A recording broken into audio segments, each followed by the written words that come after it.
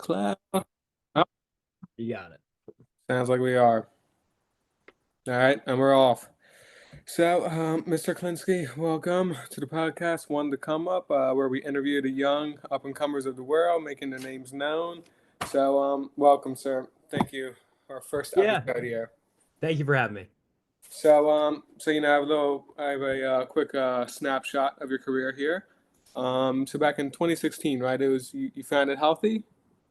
Yeah, that's correct. I met my business partner when I was a freshman in college, and and we just celebrated our 9-year anniversary of the company. Okay, wow. 9 years. So what are you guys doing now? So what is Healthy actually? I know it's a little bit of a telehealth program practice. Yeah.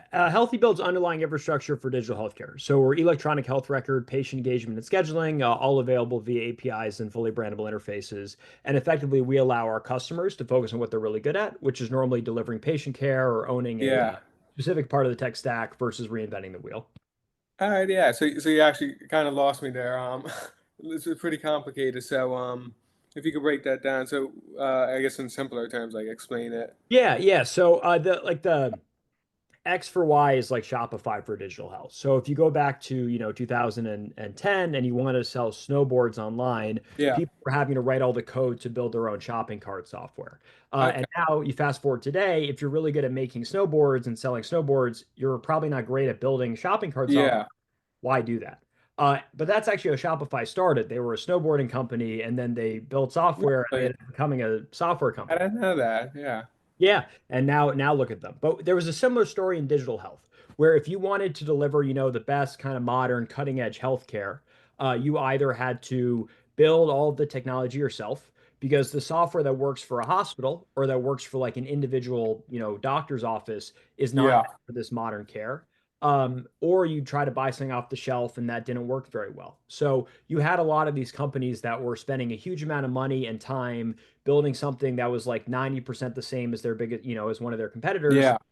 for ultimately subpar software. So our goal is to go and handle a lot of that common functionality. So when I talk about EHR, that's going to be, writing the medical notes, billing insurance, conducting the video chat sessions with patients, storing Okay. all the data Yeah, secure, so all like the kind of like back that. end, all the Yeah. software, all the like kind of like what we're doing right now, you would, deal with that and then Yeah. use your product and okay, that makes a lot of sense. So geez, like what was it like, to start your own thing? Like I'm really intimidated starting this podcast. I can only Yeah. imagine, risking everything for a company, Uh, back. Yeah, well, I mean, a big respect, and that's why I responded quickly to jump on is like when I was like 16 and trying to start stuff, like I sent a lot of cold emails and people helped me out, and I thought that was a really Yeah. nice Well, I thing. really appreciate it. Yeah, no, but look, when we started, so I was 18 when I met my co-founder. I had Gee, done what I yeah, thought only were 3 years older than me. yeah, no, it was crazy. And in high school, I'd always loved startups, and I had tried a bunch of things myself that didn't go anywhere. I had like did contract work for other people, and I was like mostly self-taught programmer. And I got to college, and my business partner, who was older, was getting her MBA, had come from healthcare consulting, knew a lot about the space. I knew nothing. I thought I was good at building stuff. Turns out I wasn't, but learn on Yeah. the job. And we just kind Yeah. of started. So this got started basically as a student project. So it did. You mentioned about risk, like it didn't feel Yeah. like a big risk at the time. And even when I left school to take a quote semester off, it still didn't feel like a big risk. So Yeah. it's a great time to start things when you're in school, just because it lowers the stakes on all this stuff. You have a little bit of a fallback, college. Yeah, and you Yeah. honestly have a lot of free time, and you don't have like people to support in the same way. So yeah, No. it's a really nice time to do stuff. That's pretty dope. So what'd you do in high school? I mean, like I can't even imagine like trying to start your own startup in high school. And Yeah, like, I always loved so I always loved computers and I always loved like solving problems. And I think the way you solve problems in this day and age is very often with code. So I just had gotten really into like trying to make websites. And I always like, at this point I've gotten more into engineering for the sake of engineering, but it's yeah, always, hey, I want to like build something and sell something. So I had started out doing WordPress development for some small businesses. I did like other freelance development. I got more into like more serious web application programming for different like startups, small businesses. So tried a bunch of stuff. I tried to build a couple software as a service companies, which to like things I knew as a high schooler. I did public forum debate in high school. So one was a tool for debaters. I did one was to try to get Yeah. like, little kids to read more, like things like that. So it was nothing really went anywhere, but it was good experience. My And God, that's like incredible. I'm trying to like think of myself doing that yeah. something like that, and I can't even imagine like where you would start. It's Yeah.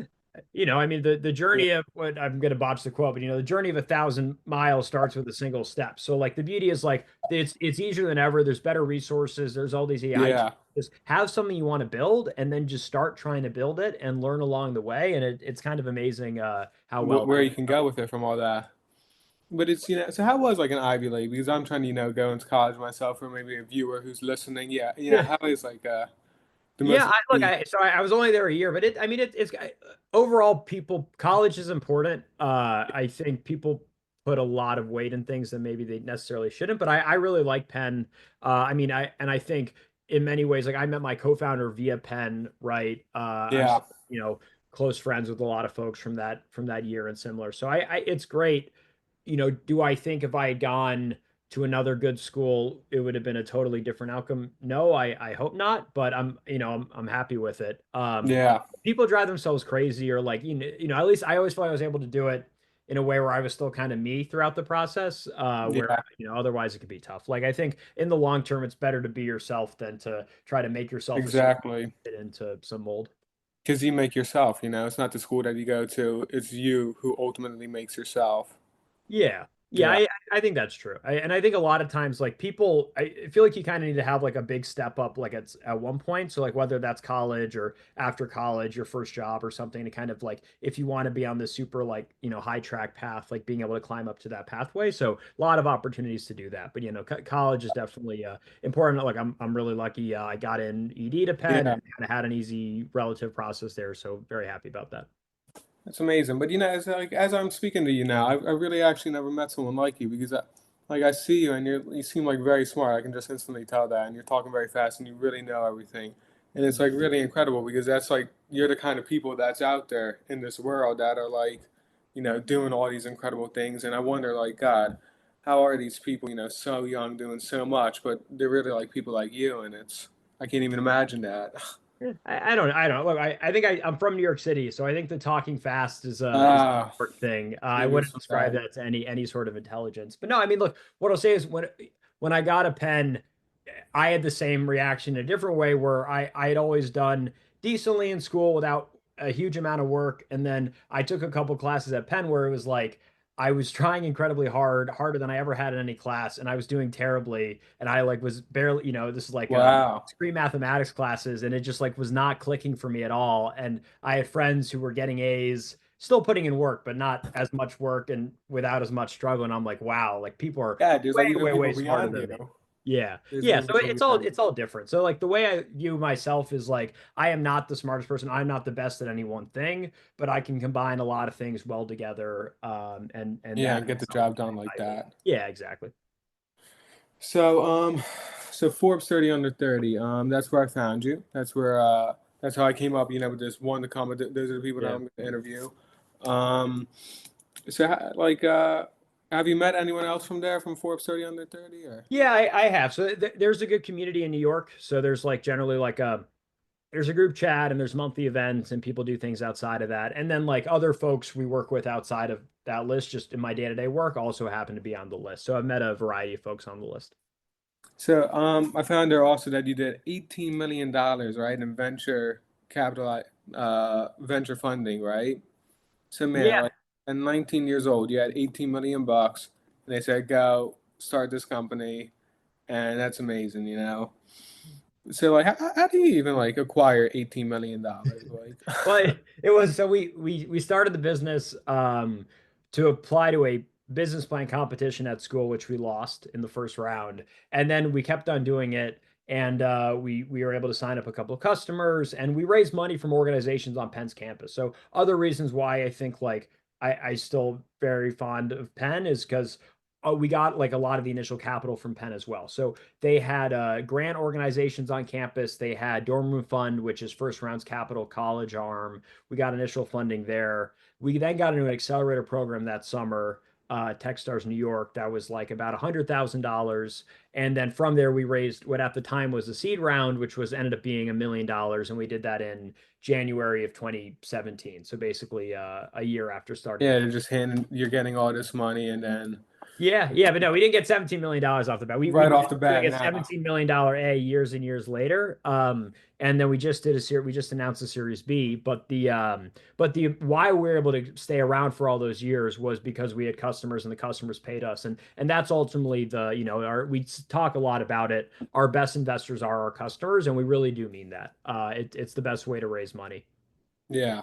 So what's it like, do you work on Wall Street or like where are you still in New York, right? I saw. Yeah, I'm still based in New York City. So we're a remote first company. Our offices are in Midtown, Okay. basically in the garment district. So what's it like, is it like ultra cutthroat, in this competitive environment? Like, starting a company, is that cutthroat? Is that like, everybody clawing their way, trying to, stab each other's back? Is it, Yeah. it's a No, bad no, rap, you know? no, no is the short answer. So yeah, and I think especially like going through the college process, I remember going through that. A lot of people felt like, oh, if my friend gets into this college, then that's my spot and all this stuff. It feels very competitive, and it is in a lot of ways. I think what's really nice about startups is startups are really collaborative, right? And you do have competitors, and like Healthy has competitors, and with those folks, it's not cutthroat because we're not like in the same room, but we're competitive with them. But the vast majority of people in the space are, collaborative partners, and we want them to succeed, and them succeeding helps us succeed. And it's really a different thing. And I think that's a nice part about the good, venture capital is plenty of bad people, but the good people in venture capital realize that it's like a longer term game to play. Yeah. It's sometimes the correct decision to make less money or lose a little bit of money on something, if it helps build your reputation or helps you kind of, keep a good reputation. And Yeah, take one step back to go two steps forward, right? yeah, yeah. So no, You're start. all So I in would it say, together. yeah. So I would say startups are not particularly cutthroat, nor should they be. Wow. So was there ever like a moment when you were like, when you weren't doing so well, things weren't going so easy for you, and you were kind of like, geez, what am I doing? Like, did he have one of those moments where you Yeah, lost? yeah. So we had a really great first like year and a half, and then we had a lot of problems. We had invested too much in trying to grow the business. We had a bad product, which was my fault. We had a lot of customers canceling, and going back to competitors, we had other folks enter the market that were honestly at the time doing a better job than we were, and they were kind of eating our lunch. Um, so in about 2018, we had a really, really rough year and a half where we had to do a big layoff. We rebuilt the entire product from the ground up, which was a nightmare. Jeez. We got it done, but that was a nightmare. So and then we got out of that, and then took a while to stabilize the business. But that was honestly really, really rough year, really awful 4 or 5 months there. So yeah, no, definitely, and that's why I think having a co-founder is so great, and just having a team around you. Where I could not have imagined going through that as a That solo. alone, no. Yeah, yeah. So I think that was really the key piece there, was just having someone else who to like, pick you up when you fell down type thing. So that was Yeah. a key piece there. But no, I mean definitely, Healthy's a survivor story in a lot of ways, but yeah, we had a terrible, terrible year where things were not In looking good. 2018. Yeah. And then like so then in 2019 things got better. 2020. I'm sure you picked up really in Yeah. 2020, Yeah, with COVID-19 and stuff. 2019 things stabilized. So when we rebuilt the entire product, at that time we were really only selling to like individual private practices, so like one person businesses. When we Okay. rebuilt the product, we were able to start going after larger companies because the rebuild had a lot of other reasons to do it, but it also allowed us to build a platform that people could write code on top of, and it allowed us to fully brand the platform. So we could then, if you're a doctor's office, we could get an app in the App Store for you with your branding without you writing a line of code. And that's a really valuable thing to people. So Wow. we're able to start going and selling, not just $1,000 a year software, but $40,000 a year software, $50,000 a year software. And we made our first one of those sales in 2019, and that changed the trajectory of the business. COVID definitely accelerated a lot of stuff we were seeing. I don't think I think with a lot of COVID impacted businesses, things that were like net new because of COVID kind of faded away, but a lot of things got pulled forward. So we definitely saw good growth again starting in 2019, and that's really thankfully kept up till today. Wow. So like you're still 28, you're still really young. I mean, I'm sure you have even bigger aspirations, bigger Yeah. things you want. to. What's it like, looking back and hold on, what's it like even looking forward, man? Like, what do you want to do going Yeah, forward? I'm really excited. I mean, starting a company is kind of brutal in a lot of ways. I didn't really Yeah, I realize, and like we were so naive when we started the business.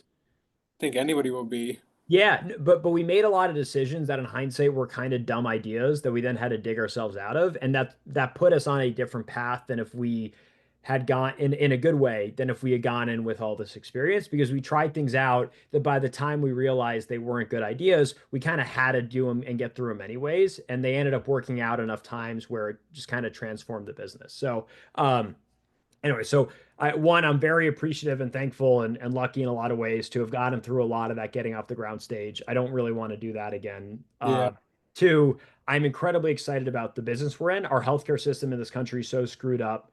yeah, Even proving that even a small amount is a huge business, both from a social impact and a financial perspective. And it's so great to be in that industry. I love the people I work with, and I really love the product we build. So we joke about being a 15-year overnight success, but excited to do Healthy for a long, long, long time. So yeah, no, really, really happy where I am, and just it's cool. It's cool to have a company that you're one of the co-founders of, where you're able to yeah. make a lot of the decisions. And what I always tell people is we've had plenty of bad days here, but there's never been a day where I was bored, and there's never been a day where I felt like I wasn't making an impact. So what? So I guess like what's driving you behind all? What's your ambition? Because it's like I mean the work of this sounds incredible. All this that 2018 sounds extremely difficult. What's getting you through all this? Is there like something you want? You want like a private jet or something or a mansion or? No, at this point I like coming into work every day, and like honestly that's a big thing. Like what I realized, if after we kind of got into that bad stage and things started going better again, was the horizon never gets closer, right? And like when we started, we signed it to customers and I was like euphoric, and we lost the customer and it was like the worst thing ever. And I just had these huge emotional swings. And at this point, I'm like, it's, pros and cons, but just very like even keeled with all this stuff where like good things will happen, bad things will happen. But ultimately, as long as we're driving the right direction, like that's what matters. So no, there's no like financial or anything goal. I really, it's good to feel Enjoy it. meaning in your day every day. And it's good to work on things that are interesting that you care about. And, Yeah, uh, so you're doing it really for yourself, for the enjoyment of it. Now, yeah, do you yeah, I think really enjoy what I do. I really do. you could succeed as much as you are if you don't enjoy it, if you just like have, really big dream and you're chasing that, but you don't enjoy what you do, and it's not. It sounds like this is who you naturally are.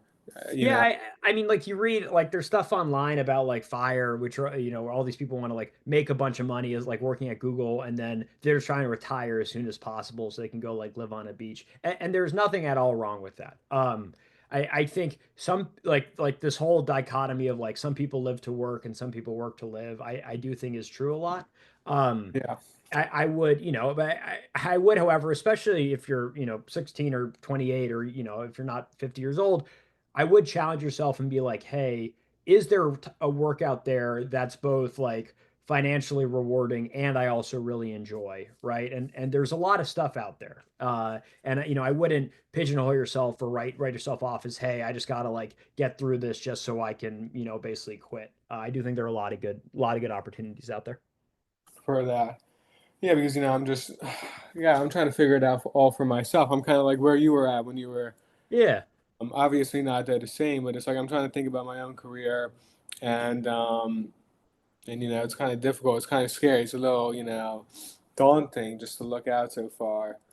But well, I don't know. I want to work on Wall Street. That's my Yeah. dream. Work on Wall Cool. Street, be something like I don't know, like a Steve Schwartzman or a Jamie Yeah, Dimon, yeah, yeah. Yeah. like one of those guys. So now, do you think those guys like decided they wanted to be like, as rich as they are, or do you think that was their goal, or do you think it was like you, they just enjoyed it and they just got there?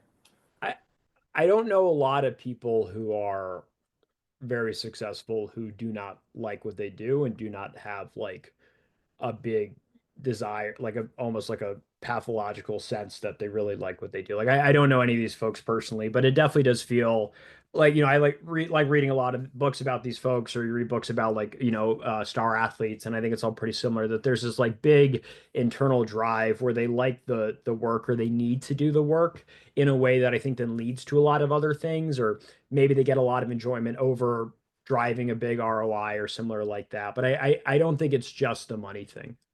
Just the money. Yeah. Because if for all these people, if it was just the money thing, they could have retired and being Yeah. unbelievably rich a long, long, long time ago. I think whether it's they like power or they like impact or they like just being able to do the work or they like being able to grow every year, like who knows? But it's not, I don't think these people have like ending goals or targets in mind. So what's it like to, live in to New York, and now you're kind of like almost like a socialite, you have your successful company, you have, I'm sure a ton of money. What's it like, do you have like a really nice penthouse overlooking Central Park? Do you drive No, a no, no. I would Ferrari? not call myself a social. I live in Alphabet City with my fiance. We have a decent, nice two bed apartment. I know I love New York. Like I love all aspects of New York. Yeah. Because New York is a bunch of like New York City in general. I don't know how much time you spent there, but it's like amazing energy to the city. You get a huge mix of people doing a huge range of stuff, obviously finance and startups, but art and fashion and music and this big, big, big range. It's a fun city. Like people ask me what my hobbies are, and I think like New York as a whole is definitely one of my hobbies. So uh yeah, but over like a lot of great restaurants, a lot of great bars, a lot of great other random stuff to do. But no, it's a wonderful city. No, it's really interesting. I like reading Wikipedia pages, and I like going to the early lives Yeah. of people. And I found that the vast majority of celebrities, of actors, of businessmen, they all were born, like vast majority were born in New York City. Like, why do you think that is? I've been trying to like figure that out, man. Yeah, so a few ways you could think about it. One, like if you had a random sampling of people in the US and I had to guess where they were from, I would guess New York because it's the Yeah, I guess largest city in the statistically US. that's where the most fall. So I think partially that. I mean, I think too a lot of, especially with more of the celebrity stuff like entertainment or similar, it's just a lot of exposure. And also that's an industry where there's a lot of like family connections and similar. So I'm sure you're going to see a lot in New York, a lot in LA in a lot Uh, of these roles. So, but it's always an interesting thing. I mean, New York's amazing. Just the amount of exposure you get. People are very, very driven. People, there's constant energy. There's constant stuff going on. Like, I think it's a city that kind of forces you to do things in a pretty meaningful way. Yeah, it's like, I live in the suburbs now. I used to live in Pennsylvania, the sticks. And I recently moved to Jersey, but it's like, the suburbs are kind of like, slow, they're boring, it's a little bit stifling. And Yeah. no, I definitely plan to move to the to the city as well. Yeah. So Yeah. No, it's great. Yeah. A lot of great cities out there. yeah. So anyway, like how was your high school experience? Like, because I'm still in high school myself, like did Yeah. you Yeah. get to any football games? Did you enjoy it? Do you ever look Yeah, back at I did. I did. So I went to a high school up in the Bronx in New York, pretty like competitive private high school. I really good. I mean, definitely like known as being a pressure cooker, which I think kind of when you go on and go to college and stuff makes that a lot easier in some ways. I wrestled, I played football, had a good friend group. So overall, no, had a really, really nice time. Yeah. Really? So what's it like to go to because my school is like sounds the complete opposite of yours. It's like really lax. It's like no pressure at all, nobody fails a test. Yeah. Everybody passes. What's it like to go to a school like that? Is it super competitive? Yeah, I mean that you asking about how competitive startups are. That felt a lot more competitive as a school than like the startup world does in general. Because like Really? because college, getting into college is such a big thing, and especially Yeah. at that school is like such a big thing. So that's like the dominant conversation for basically the whole 4 years you're there. I know it was good. Like I kind of carved out a niche. I liked the classes overall I took. Like and in hindsight, I can't imagine spending my day every day doing stuff that I didn't really want to do. Like I think that's the hard thing about like I remember being in class and staring at the clock all the whole hour and being so bored. And that's thing like going back to healthy and startups and never feeling bored. Like that's really, really nice. But no, it was good. I mean, similarly, it's like I'm a pretty competitive person. I think a lot of folks there were, and everybody is just kind of like is a grinder. And I think that's once again, if you're it's just a good A group of good environment to be around, so it yeah, rubs off yeah, on you. So where are yeah. those kids now? Are they all super like I'm sure none of them are as successful as you, but are they successful? Or did they get into good colleges? What ended up with Yeah, them? no, it's a big mix. So I would always separate getting into college from being successful. It definitely does help in some ways, but it's like they're good. I mean, I think my high school sends like almost a third of the grade to Ivy and Ivy pluses, which is kind of crazy. So they're all doing pretty well. I mean, you have a big mix, right? You have kids who are doing great. You have kids who you thought would do great who are doing less well. You have folks who kind of flame out. But you have a big mix. I mean, ultimately, it's it's like it's like some influence, I think, on how people turn out, but overall, there's a lot of opportunities to Yeah. make good life decisions and bad life decisions, and there's plenty of time there. So I guess we're kind of getting into like nature versus nurture here as well, and I'm definitely on the nature side myself. Like, Yeah. how would you on that nature versus nurture? It's kind of a random question, but Yeah, goes I in don't know. with what we're I saying. mean, I think it's both, right? Like, I think it's hard to separate the two. Like, I think almost you can be the most gifted person and totally screw it up, or be just less maybe naturally talented, but just kind of grind it out. So I think it's a mix. I think the folks who are the most successful are generally a mix of the two. But I think it's a big range there. So what do you think really determines like separates those who fail and those who succeed? Do you think it's it can't be IQ. What trait of that person? Is it their enjoyment? Is it their drive? What is it? I uh as far as what enables success, Yeah. I think it's the ability to do the work and then the willingness to do the work. So and then I guess third is like the ability to learn. And then fourth is having the space or the time to do it. So like yeah, so I mean to give an example, like I think there are a lot almost anybody I think can teach themselves to be a great programmer or a great kind of anything, but it's are you at least at that level? Then two, are you willing to put in the work, and do you honestly enjoy it? Because you can, going back to that high school, you did see kids who got pushed their whole lives to be a great piano player when they were 5, or be like the best chess player when they were 7, or all that stuff. Sometimes those people start to crack as they get older. Yeah. So I do think there's like there's a balance of a lot of those items where like it's not necessarily good. In many ways it's not good to be like the smartest kid in high school, right? Because I think a lot of those kids don't, being the smartest kid in high school is not what you want to be known as 30 years from Uh, now. And I think that can be a tough place to end up. yeah. So I guess you can't really choose success, like, right? I guess you can't really choose if you enjoy. Can you choose like if you want to succeed? Can you choose to I, find something that you like and then you, do you all the can work and you can then choose if you want to succeed. I think there is a lot of luck. Like one thing I was like to acknowledge, like I like, I've had a lot in luck in life, both in terms of like where I grew up and family and all that stuff, all the way to getting into college, all the way to like meeting my co-founder, all the way to like some lucky breaks, within Healthie. So, I would like to think that regardless of luck, you kind of end up succeeding. And the way I look at it a lot is, if you put yourself in the right place and put in the work enough times, like something good will happen. But I think the fact that I was able to start a business at like 19 is a whole ton of luck because it's something I wanted to do. It's something I hope I would have done in my life. But the fact that it happened this early it's was like something you can never. partially me, but a lot of kind of the things breaking the right way. Yeah. So what do you want to do for like the next 20 years in life? I mean, I'm sure you could retire right now and live on a beach. And what are you gonna do? Are you gonna work at Healthy? Or are you I gonna don't know if I can do that. Yeah, I hope we're doing healthy in 20 years. Because I really mean, if we're doing healthy in 20 years, I mean, like that means that healthy is doing hopefully really, really Healthy? well. It has a big impact. And I look at the biggest electronic health record system in the United States is a company called Epic. It was founded by a grad student in Wisconsin, like 33. Not even an Ivy League. No, not even. But Ivy League, once again, Ivy Leagues are not the be all end all. And even within the Ivies, like the program you're in or what you're doing, like a huge range of stuff. Anyway, they become the dominant force there. She's been doing that forever, and her whole deal is like, we're never going to acquire anything. We're never going to get acquired. We're never going to go public. And she's just built this very, very impactful business, in both good and bad ways, but really done it her way. And I think that's a great example. And she seems very happy. And like I think that's, if I'm doing that in 20 years, I'll be happy. You'll be pretty happy.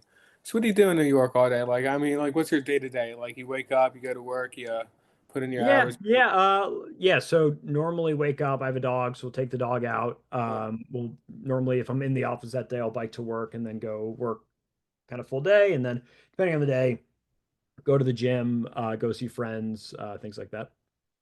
So how many hours were you like putting in when you were first starting? Were you doing like 20-hour days A for lot, a sleep? lot. I have mixed feelings on it. So yeah, we started doing a lot. When we had the bad year 2018, I was working inhumane hours, which like was part of why I almost like completely spiraled out. Like, so I have mixed feelings on that. Where working, we were working like basically I was working for months and months and months. I was working roughly like I don't know, 9 to 3 a.m. every day, which was not sustainable. Jeez. And What's got that it. like? I mean, It's awful. It's awful. Like it it was sounds like absolutely crazy. I can't Yeah, even. no, it's not good. And if I was a better founder and better at my job, I would never have had to do that. So like when people brag about the number of hours they work, I think that's bad because if you were better at your job, you wouldn't have to. You would. Yeah, but we were in a position where we felt like we had to. So did that. No, it was like summer New York City. I'm like pale as a ghost. I was like barely outside. It was awful.